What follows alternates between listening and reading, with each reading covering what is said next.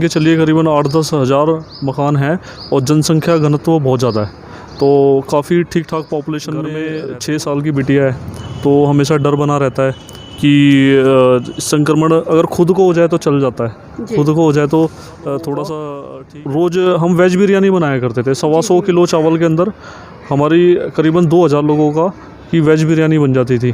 तो वो थोड़ा पौष्टिक भी रहता था, उसमें बहुत सारी चीज़ें मिलाया जैसे सोयाबीन डाल लेते थे, दालें डाल लेते थे।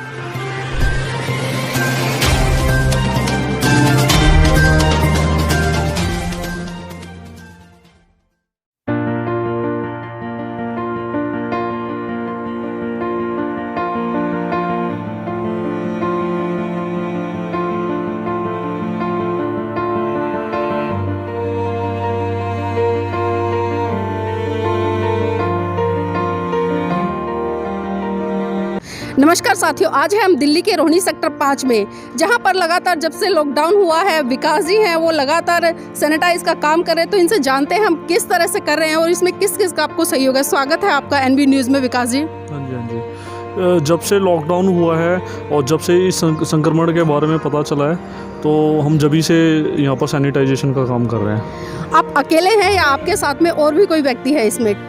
बेसिकली मैं अकेला ही हूँ और पीछे सपोर्ट जब हम फूड डिस्ट्रीब्यूशन किया करते थे, जब थोड़ा सपोर्ट पीछे रहा करता था, तो बेसिकली मैं और मेरा ब्रदर है, हम सैनिटाइजेशन के काम में जब से लॉकडाउन है जब से लगे हुए हैं। तो देखिए, जो सैनिटाइज आप कर रहे हो उसके लिए आर्थिक रूप से भी मतलब आपको पैसे की ज़रूरत होती है, और जिस तरह से हमने सुना है कि आप गलियों में जाकर यहाँ तक कि आपने पूरा सेक्टर 5 है वो कवर किया है, तो इसके लिए आर्थिक रूप से आपकी हेल्प किसने की? आर्थिक रूप से मन में इच्छा होनी चाहिए। अगर मन में इच्छा है तो आप कर सकते हो। इतना बहुत ज़्यादा खर्चा नहीं था, जितना कुछ सेविंग्स थी उसमें से हम कर सकते थे। काम धंधे तो बंद हो गए थे, तो अपनी सेविंग्स में से हम कर सकते थे, तो हमने किया। और सबसे बड़ी बात है कि लोग इस बहुत ज़रूरत महसूस कर रहे थे, यहाँ के निवासी बहुत ज़्यादा, क्योंकि हमारे यहाँ पर आप मान के चलिए करीबन 8-10 हज़ार मकान हैं और जनसंख्या घनत्व बहुत ज़्यादा है, तो काफ़ी ठीक ठाक पॉपुलेशन में रहते हैं लोग। गलियाँ छोटी हैं, तो काफ़ी लोग थोड़े डरे से भी हुए थे। फिर ऐसा मन में विचार आया कि ये काम भी करना चाहिए।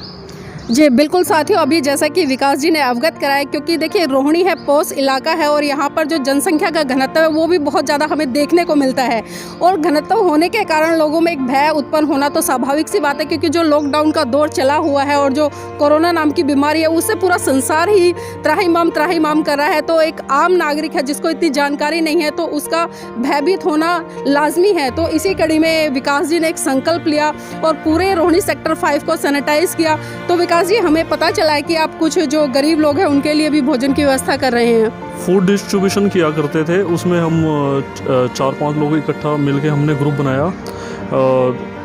राजीव कुमार जी हैं, नरेश बंसल जी, हम लोगों ने मिलके एक ग्रुप बनाया 3-4-5 लोगों का, और हमने लोग करीबन 2000 लोगों का रोज़ हम वेज बिरयानी बनाया करते थे। 125 किलो चावल के अंदर हमारी करीबन 2000 लोगों का की वेज बिरयानी बन जाती थी, तो वो थोड़ा पौष्टिक भी रहता था, उसमें बहुत सारी चीज़ें मिलाया जैसे सोयाबीन डाल लेते थे, दालें डाल लेते थे, तो वो डिस्ट्रीब्यूशन में भी आसानी थी।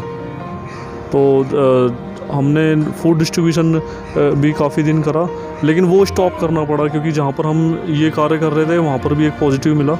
तब हमने इसको ही और ज़्यादा बढ़ाकर, सैनिटाइजेशन को आगे बढ़ाकर कार्य अपना करा।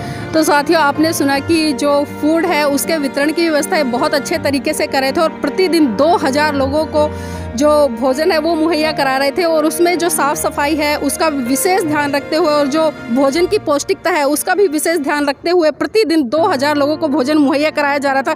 लेकिन जैसा अभी विकास जी ने बताया कि एक व्यक्ति वहाँ पर कोरोना पॉजिटिव मिला, जिसके कारण इन्हें ये निर्णय लेना पड़ा, और इसी कड़ी में इन्होंने बताया कि भोजन छोड़कर इन्होंने सैनिटाइज का काम शुरू किया, जो कि लगातार आज भी जारी है। तो विकास जी, मैं जानना चाहूँगी कि ये काम आप कब तक करते रहेंगे? जब तक पॉसिबल रहेगा जब तक करेंगे। इसके अंदर सबसे बड़ी जो समस्या आती है, घर में 6 साल की बिटिया है, तो हमेशा डर बना रहता है कि संक्रमण अगर खुद को हो जाए तो चल जाता है, जी। खुद को हो जाए तो थोड़ा सा ठीक है, लेकिन घर में 6 साल की बिटिया है तो वो सबसे ज़्यादा डर लगा रहता है कि खुद को संक्रमण ना हो जाए। बिल्कुल सही। देखिए, इनका डर लाजमी है। जहां हर व्यक्ति आज अपनी जान को बचाने के लिए जूझ रहा है, वहीं पर विकास जैसे लोग हैं जो सामाजिक सोच रखते हैं और मानव कल्याण के लिए काम करने की एक उनके अंदर जो जज्बा है वो देखने को मिला है। उन्होंने अपने जीवन की परवाह ना करते, अपने परिवार की परवाह ना करते, और उन्होंने बताया कि उनकी 6 साल की एक छोटी सी बच्ची है।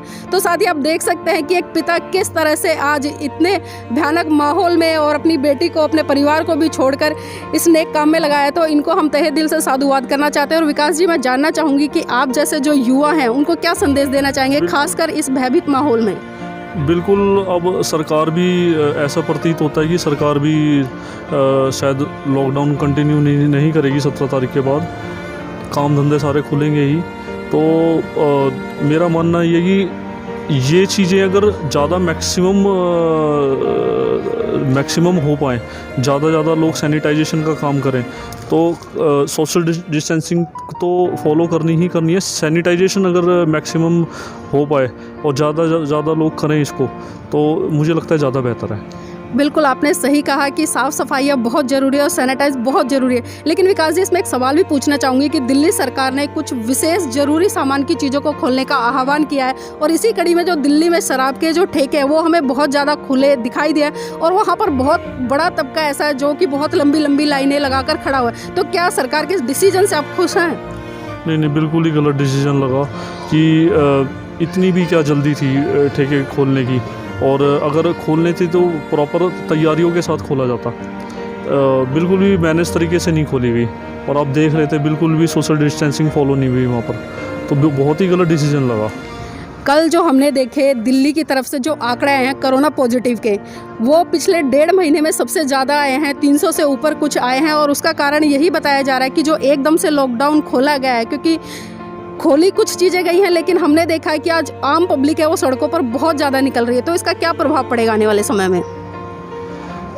बिल्कुल ऐसा लगता है संक्रमण और ज़्यादा फैल सकता है, ऐसा लगता है कि फैल सकता है, लेकिन ये भी एक उम्मीद की किरण है कि कोई वैक्सीनेशन आएगी और जितना मानव जाति का भला हो सके वैक्सीनेशन आए। विकास जी, आपने बताया कि आप सैनिटाइज कर रहे हैं, लेकिन इसकी प्रक्रिया क्या है और आपके पास में जो संसाधन है वो कहाँ से आए और किन किन मशीनों का प्रयोग कर रहे हैं आप? सबसे पहले तो एक मशीन है हमने ख़रीदी जिससे हम गाड़ी गुड़ी साफ़ करते हैं, स्कूटी साफ़ करते हैं। उसको मशीन का अरेंजमेंट करा हमने, एक 500 लीटर की टंकी का अरेंजमेंट करा और एक चैम्पियन का अरेंजमेंट करा। तो उस चैम्पियन के अंदर हमने टंकी को रखा, जैसा कि आप देख सकते हैं।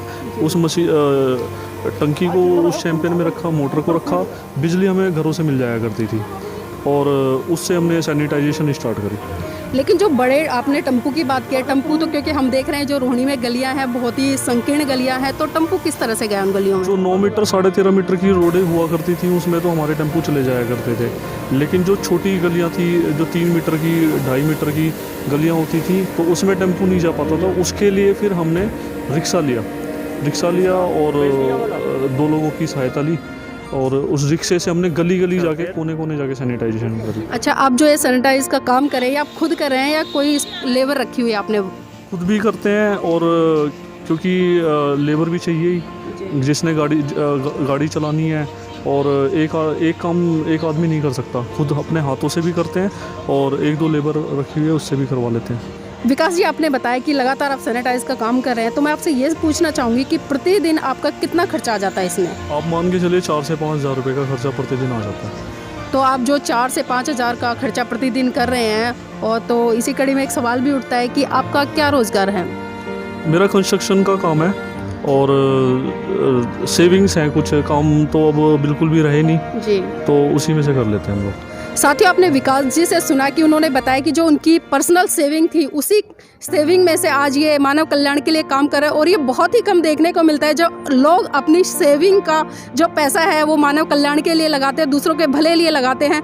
तो वास्तव में विकास जी कहीं ना कहीं एक प्रेरणा बन रहे हैं उन युवाओं के लिए जो आज अपनी सेविंग को जोड़कर अपनी पॉकेट में रखकर बैठे हैं, वो मानव कल्याण की बातों पर ध्यान नहीं दे पा रहे, या जो गरीब लोग हैं आज जिस चीज़ से वो जूझ रहे हैं उसकी तरफ उनका ध्यान नहीं जा रहा है। तो विकास जी से यहाँ पर प्रेरणा लेनी चाहिए उन युवाओं को। हम तहे दिल से फिर से दोबारा से साधुवाद करते हैं इनका, और ये लगातार इस नेक काम में लगे रहे हैं। मेरा अपना चैनल, आपका चैनल, समाज का चैनल, देश का चैनल NB News 24/7 को आप लाइक करें, सब्सक्राइब करें और ज़्यादा से ज़्यादा इसकी वीडियो को शेयर करें ताकि हर खबर को मैं आप तक आसानी से पहुँचा सकूँ। जय भीम।